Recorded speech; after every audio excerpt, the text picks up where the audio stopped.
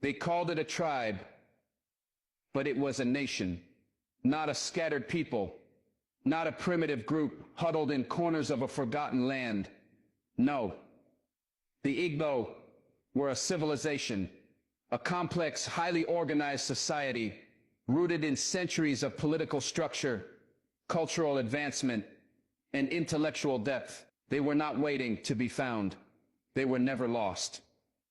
Long before colonial boots touched African soil, the Igbo had developed a decentralized democratic system that Western philosophers only dreamed of. Villages governed by elders, decisions made in open assemblies, justice carried out with balance and consensus. No kings, no crowns, just accountability, unity, and respect. That wasn't a tribe, that was sovereignty. They traded across rivers and borders long before the maps were redrawn to suit European appetites. They were skilled blacksmiths, innovative farmers, traders with knowledge of economics and value. Their uli art, their music, their language, it wasn't folklore, it was philosophy encoded in culture. While the world was still waking up to the idea of democracy, Igbo communities were living it every day, guided by the principle of Igwe, strength in unity. That's not tribalism,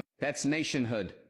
But history didn't write them in their true form. Instead, it reduced them to caricatures in textbooks, flattened by colonial pens, twisted into stories of superstition and savagery. Their cities were burned, their scholars silenced, their identity fragmented by borders drawn with greed.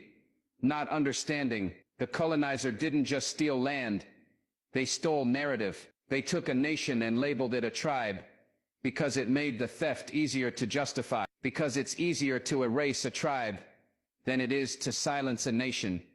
The Igbo were resilient. When the transatlantic slave trade ripped millions from their homeland, the spirit of the Igbo didn't die in chains. It crossed oceans, it resisted, it inspired revolts on slave ships, and shaped the culture of resistance across the Americas. They brought their knowledge, their sense of justice, their fight. They didn't vanish. They multiplied in memory, in language, in bloodlines that still echo their name today. Even in the 20th century, when the Nigerian Civil War erupted, it wasn't simply a war of rebellion. It was a cry for recognition. The world saw it as an ethnic conflict. But for the Igbo, it was a battle for dignity, for identity, for truth. A nation had been told it was too small to matter, but it had always been too large to ignore. This isn't just about history.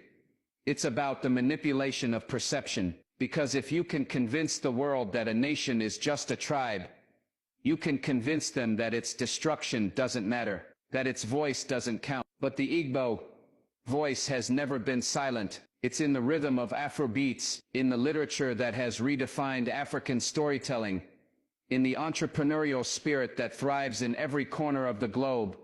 Where Igbo descendants walk, their legacy isn't just alive, it's accelerated. So when they called it a tribe, they weren't mistaken.